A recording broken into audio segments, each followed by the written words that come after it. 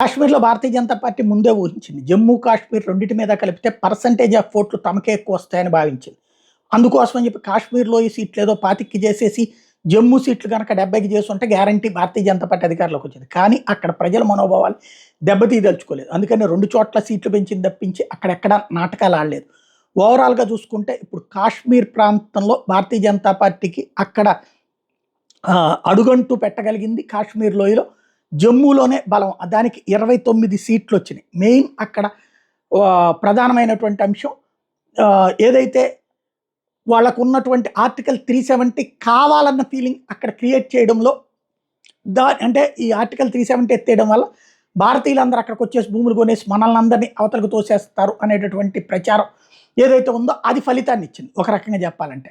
అయితే అక్కడ మౌలిక సదుపాయాల కల్పన పెరిగిపోవడం గానీ, అలాగే ఉద్యోగ ఉపాధి అవకాశాలు పెరగడం, విద్యా అవకాశాలు పెరగడం అనే దానికంటే కూడా మతం ఒక పక్కన ప్రభావం చూపెట్టింది. రెండో పక్కన ఆ ప్రత్యేక హక్కు మాకుండాలన్నటువంటి కాన్సెప్ట్ కూడా వాళ్ళని బెనిఫిట్ చేసింది.